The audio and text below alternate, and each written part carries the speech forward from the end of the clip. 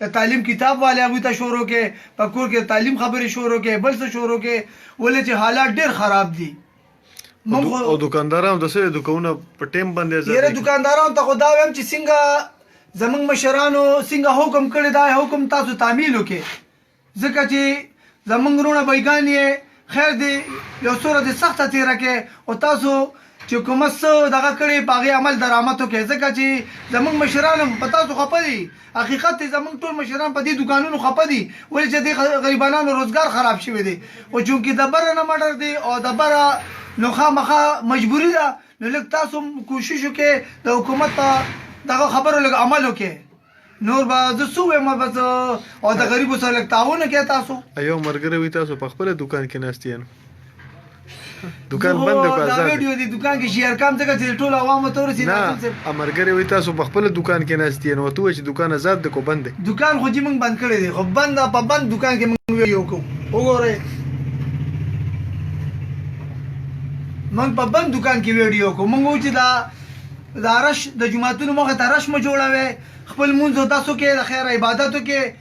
راځئ خپلو کورونو ته خپلو بچو سره مشغول اوسئ او السلام علیکم ورحمت الله پیاس کاکا څه په دې موقع باندې چې ملک دا وبا راغلی ده بیماري راغلی ده عوامو له څه اپیل ورکړئ چې یاره د خپل ګاونډي خیال وساتي کوله چې ډېر وس نه کېږي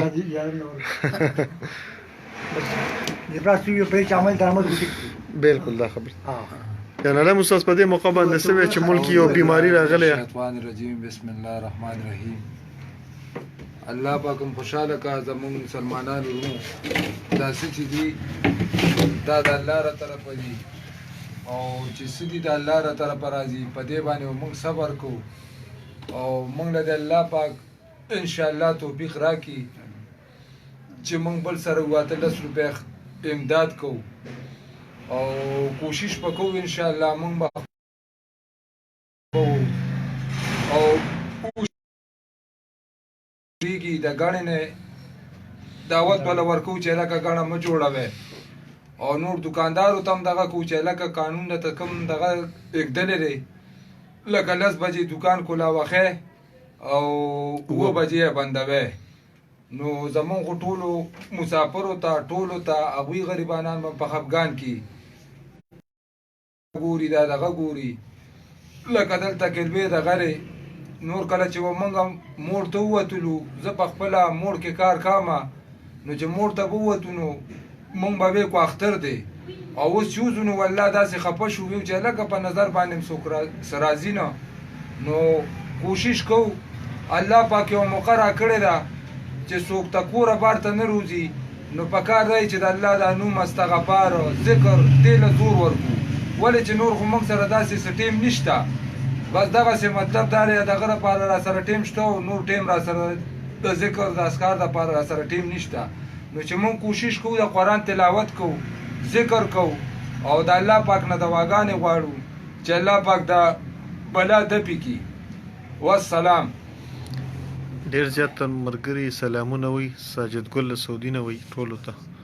محمد شاه سود وي سلامونه وي وعلیکم السلام او ډېر ملګري پروګرام هم ګوري اشتیاق شیراز بی اصغر علی یاسر داود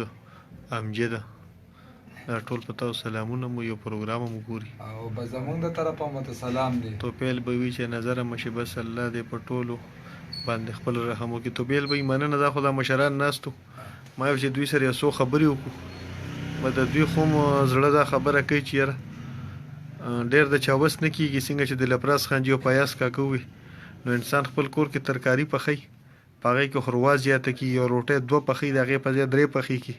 چې هر انسان د خپلې محلې ذمواري ولي نو انشاءالله الله پاک به پې اجر هم راکړي او بل بختورې ورځې شپې هم دي زبرګه میاشت او پسې رمضان دی نو دا یو قسم خیرات زکات هم دی او بل راغلی دا په ټول ملک بلکې په ټوله دنیا نو انشاءالله د دې به مقابله کوو خپل ملک سره به ودرېږو طاهر صاحب جماعتونه بند شو نور پسنیو خپه عبدالله بی بالکل جماعتونه زمونږ عبادت خانه ده دا د مسلمان داسي چې بالکل سړي په زړه دردیږي ځکه چې مونږ نه الله ناراضه شي نو مونږ ورځو جماعت ته او جماعتونه مونږ ته بند شو بس مونږ خو دا ټایم کې حکومت وخت چې کوم دی بس دا غاډر دی په سر سترګو به منو او نور د الله رحم وکړي الله خپيږي او ان شاء الله چې زموږ مرستي او موسم الله پاک شین کی نور شینو دا